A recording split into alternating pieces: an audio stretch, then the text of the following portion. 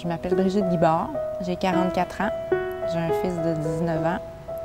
J'étais travailleuse autonome en relation d'aide et j'ai un cancer du poumon, stade 4, donc avec des métastases. Je l'ai su il y a à peu près 1 an et depuis le début, je suis en soins palliatifs pour les médecins ici au Québec. Inopérable et palliatif veut dire incurable. Ici au Québec, quand je dis incurable, là, ce qu'on m'offre en ce moment, à ce jour, c'est de la chimio de confort. Au départ, on me parlait de gagner du temps avec une thérapie ciblée que j'ai prise, mais à laquelle je suis intolérante, puis qui m'a causé des séquelles neuropathiques. Donc, je ne peux plus la prendre. Et il y a de bonnes chances que si j'ai de la grosse chimio, je fasse les mêmes effets neuropathiques. Donc, chimio de confort et je n'ai pas accès à l'immunothérapie parce que je ne corresponds pas à la petite checklist qui me permettrait de l'avoir. Par contre, ailleurs, notamment juste à côté en Ontario, moi j'ai ciblé Toronto, une clinique à Toronto là, où je pourrais avoir recours à différentes thérapies.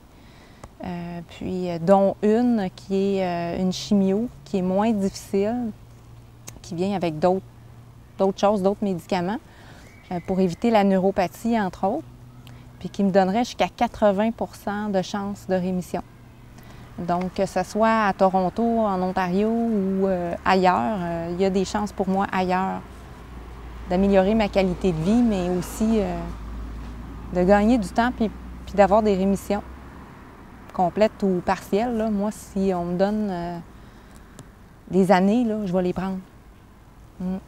Mais je sais que ça ne sera pas ici. En tout cas, pas pour le moment. Ça existe, pourquoi tu le fais pas?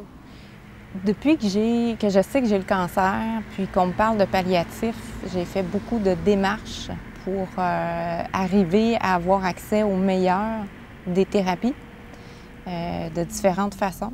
Je n'ai pas les moyens financiers parce que moi, je n'ai pas de revenus. Donc, je suis vraiment bloquée par ça, malgré mes démarches différentes pour avoir les fonds. Moi, je suis sans revenu parce que j'étais travailleuse autonome. Je n'ai pas d'assurance chômage. Et l'aide sociale, je pourrais en avoir. Par contre, ce que j'aurais par mois ne me permettrait pas d'aller chercher, même dans mon quotidien, dans la supplémentation, la qualité de l'alimentation, les soins que je reçois, psychologiques, ostéopathie, acupuncture, ne me permettrait pas de couvrir ça et, en quelque sorte, me bloquerait à aller chercher des fonds pour aller me faire soigner. Moi, je suis logée, nourrie par ma mère. Une chance qu'elle est là. Et je dépends des dons des gens près de moi et des inconnus pour ne serait-ce que mettre de l'essence dans ma voiture pour aller à mes rendez-vous. Donc, qu'est-ce que tu as fait depuis 1 an comme démarche? Outre le fait d'essayer les thérapies qu'on m'offre ici au Québec, dans la médecine traditionnelle, là, la thérapie ciblée, il y a la naturopathie, suppléments, alimentation de qualité, et psychothérapie pour soigner mon moral, mes émotions en lien avec ce que je vis puis qui l'a peut-être causé, parce que j'y crois. Des levées de fonds. J'ai mis en place une page Facebook de levée de fonds. On a fait des activités de levée de fonds aussi. J'ai même un site de levée de fonds sur YouCaring. J'ai fait des vidéos. J'ai fait des approches ciblées, des demandes ciblées à des particuliers, des compagnies. J'ai cogné à plusieurs portes. J'ai même fait une demande au banquier. J'ai essayé d'avoir une avance sur mon assurance vie. J'ai fait une demande à la Régie des rentes il y a déjà 6 mois pour invalidité. Tous les jours, depuis que je sais que j'ai le cancer, je fais tout ce que je peux. Moi, c'est comme rendu ma job à temps plein. Je fais tout ce que je peux pour vivre, pour nourrir la vie, parce que moi, j'y crois. C'est pas la première fois dans ma vie que je vis un challenge. Mais il y a des moments, en ce moment, même si je suis une fille qui est réaliste, je regarde les choses comme elles sont, je suis enthousiaste, je suis positive. Tous les jours, je cherche des moyens et tous les jours, je nourris la vie qui est déjà là. Mais il y a des moments où je suis désillusionnée, il y a des moments où je suis déçue, parce que j'ai jamais arrêté d'y croire, puis j'ai jamais arrêté de faire des démarches aussi, là. Je parle des démarches de prendre soin de moi, mais je parle des démarches, toutes les démarches que j'ai énumérées. C'est de tous les instants. C'est comme s'il fallait que je redécide tout le temps de vivre, puis d'y croire. Puis qu'à un moment donné, ça va arriver, ça. Pas de l'extérieur, là. Je fais tout ce que je peux, mais j'ai besoin d'aide. À un moment donné, c'est trop gros. Et moi, je crois au pouvoir du nombre, à la force du nombre. J'ai vraiment besoin de cette aide-là, là, financière, d'appui, de soutien. Peut-être même de ne pas être toute seule à y croire, tiens. Parce que ça, c'est dur. C'est ça qui est difficile, c'est de te rendre compte que finalement, c'est comme si tu faisais du porte-à-porte avec un produit auquel tu crois, puis que tu te fais dire non, tu te fais peut-être rejeter, puis même injurier. Parce que quand on demande de l'aide, on reçoit de l'aide, mais on reçoit aussi des claques. Moi, ma capacité à recevoir des claques, elle diminue parce que le cancer avance avec tout ce que ça comporte.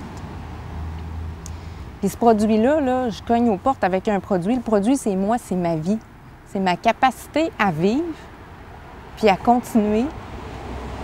C'est ma capacité à vivre au jour le jour, avec tout ce que ça veut dire, puis à rester en vie. C'est ça que ça veut dire, c'est ni plus ni moins que ça, là. Il y a des moments où, pas que j'y crois plus, mais je me sens limitée. Puis je suis limitée, là. Disons les choses comme elles sont. Je suis limitée de plusieurs façons. Mais il y a des jours, là, où je vis de l'impuissance, puis je peux vivre de l'incompréhension, là. Je trouve que souvent, on va dire, tu sais, avoir su, je l'aurais aidé. Quelqu'un se suicide, on va dire, avoir su, j'aurais fait quelque chose. Moi, ce qui me touche, là, c'est que on peut faire quelque chose pour moi. C'est encore le temps. Il n'est pas trop tard dans mon cas. Puis c'est ça, dans le fond. Ça peut me sauver la vie. Quand je dis 80 de chances de rémission ailleurs, là, comparé à rien ici, là, c'est ça, c'est me sauver la vie. C'est vraiment ça, la différence que ça peut faire. Donc, oui, des fois, j'ai de l'incompréhension, puis il y a de la tristesse, puis peut-être de la colère. Même si je comprends, là, ça ne m'empêche pas d'avoir mal. Puis j'arrêterai pas de demander de l'aide. Parce que ça serait comme signer mon arrêt de mort. Et moi, c'est pas ça que je veux. C'est quoi que tu as besoin? J'ai besoin d'argent.